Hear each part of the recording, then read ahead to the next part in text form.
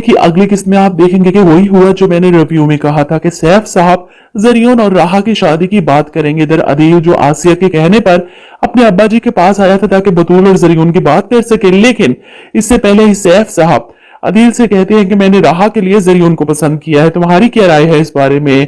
वैसे भी वसीम ने तो सब कुछ हम पर छोड़ दिया है। अदील इनकी बात सुनकर चुप का चुप रह जाता है, क्योंकि आसिया जो सोचे बैठी है, इसे पता चला कि राहा और जरियोन के रिश्ते की बात की है पापा ने, तो वो पूरे घर में हंगामा खड़ा कर देगी। दूसरी तरफ जरियोन तो पसंद कर चुका है बतूल को।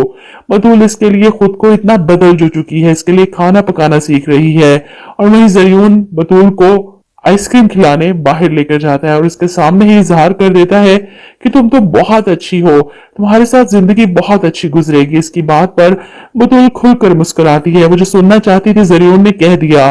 वहीं दूसरी तरफ आसिया जो अपने दोस्त के लाए हुए रिश्ते के लिए अपने ससुर से बात करती है, ये बताए बगैर कि इसकी पहले से 3-4 शादियां हो चुकी थी।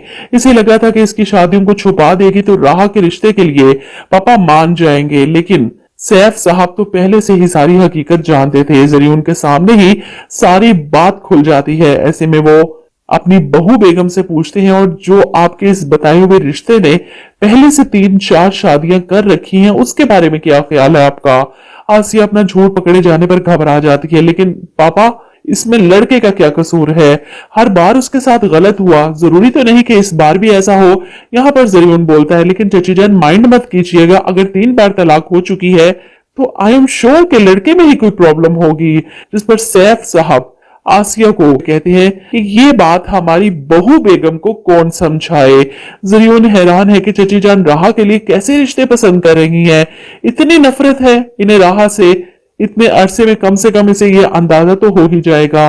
वहीं दूसरी तरफ तारा को समझ नहीं आ रही वो कैसे राहा को सारी हकीकत बताए, क्योंकि राहा को बताना बहुत जरूरी हो चुका है। मुर्शिद से मिलने इनके पोर्शन में आती है राहा, इनसे सवाल करती है कि आपकी मुलाकात हुई है आपकी बेटी से, जिस पर तारा इनकार करती है कि नहीं। ये सुनकर राहा परेशान, ऐसी भी क्या मजबूरी है कि आप अपनी औलाद से नहीं मिल सकती। तारा नजरें नहीं मिला पा रही अपनी बेटी से कि कुछ गलतियां ऐसी होती हैं जिनका मदावा करते करते जिंदगी गुजर जाती है मगर सजा मुकम्मल नहीं होती। इनकी बातें सुनकर राहा बड़ा हैरान होती है कि आपसे ऐसी कौन सी गलती हुई है जिसकी वजह से आपकी बेटी आपसे दूर हो गई।